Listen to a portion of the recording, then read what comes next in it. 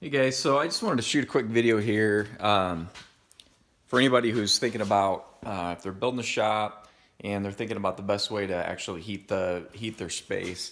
Um, I gave this a lot of thought when I built this building. This building is 36 by 32, so I think that's down here. Then I've got a loft too, so I think that's roughly 1,150 square feet, something like that. And when I built this building, I did a lot of research and I decided that I wanted to do radiant floor heat. One of the factors in that is that we don't have any gas out here, where my house runs off a heat pump and geothermal, and so we don't have any. We're in the country, so we don't have any LP out here, and I didn't really want to have to bring an LP tank just specifically for this building. So I knew pretty early on that I was going to have to come up with an electric option. And just running, electric forced air heat wasn't going to be an option. So when I built this building, I put tubes in the ground, and I decided that I was going to do radiant floor heat. And this was, I think I built this building 6 or 7 years ago, probably 6.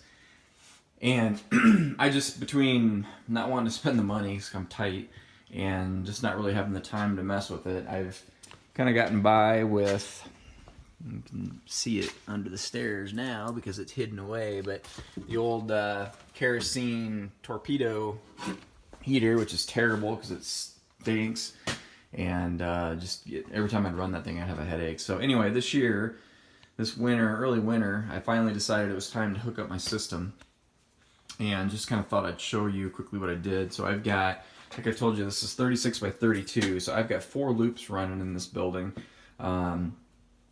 Those are, I've got them spaced roughly a foot apart, and I've got them, I've got close to 300 foot loops. I think each loop is about 290 feet if I remember. It's been so long since I installed this thing. Basically, I just set about to copy what a lot of guys have done, I think, is basically copy the Menards system that you can buy, more or less, and it's worked out really well. I've done it pretty successfully. So one of the big things that I debated on, and then I know there's a lot of schools of thought, is do I do a boiler or do I do a water heater? And I went with the option of the boiler. This is a 10 kW boiler. I already, like I said, when I built the shop, I knew I was going to do this, so I had the power over here already.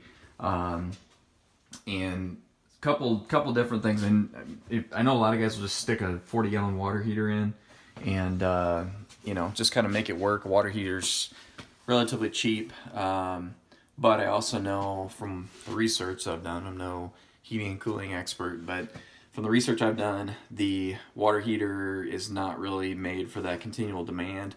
That doesn't really have the duty cycle, so you can have a short life. So I think from an efficiency perspective, I think the uh,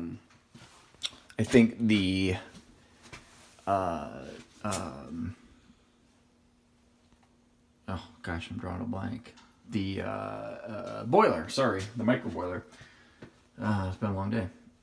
Is actually a little bit more efficient too. So I went that route. The other thing is, when I built this, I kind of built this little closet here, kind of this corner. With the intent that this would be where the heating system goes and my air compressor. And if I had to stick a water heater in here, it would have just, eaten up this whole corner over here and taking up more space too. So anyway, the 10 kW boiler, like I said, not everybody has Menards, but we have Menards locally here. And I just kind of went in and started buying parts and pretty much copied everything that they had. I've got 2 of the cheap HydroSmart, I think they're actually Grundfos pumps, just the real small ones. They seem to work fine. I've kind of played with the different speeds on them, because they're 3-speed, and I just run them on low, and it seems to work fine. So I've got, the only issues I really had doing this, these big heavy brass fittings. I had a couple of those that sweating copper is easy. Anybody can do that, but these brass fittings I found really take a lot of heat, and I had a couple of those that wanted to leak on me, so I did fight that a little bit when I got it started. But other than that, it's really it's really worked well. And we've had a horrendous winter.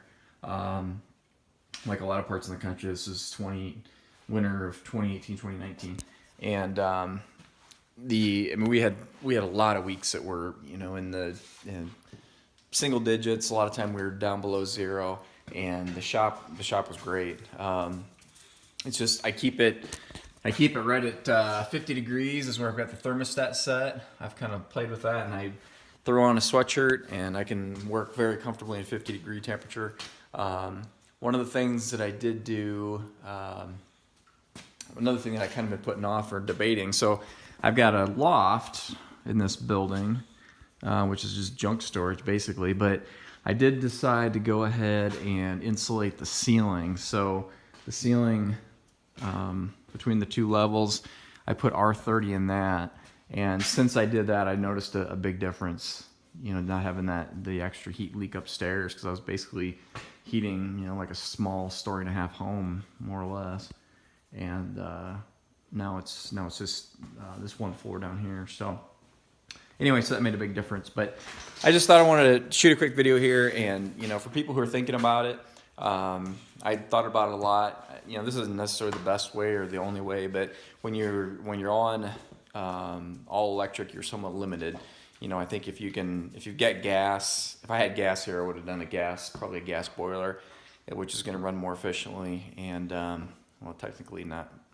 Maybe electricity is actually more efficient, but it's more expensive to heat with electricity. That's the other thing I should add too, is because we're on all electric here. In the winter months, 6 months a year, basically, our utility rate is pretty much cut in half. So I think we're at I can't even remember what the price is for the power, but it does.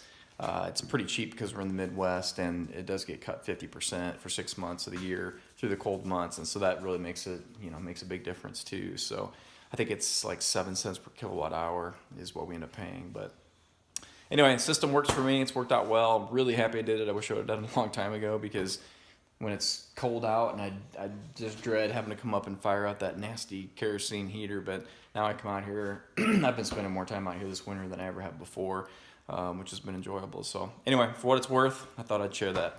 Thanks.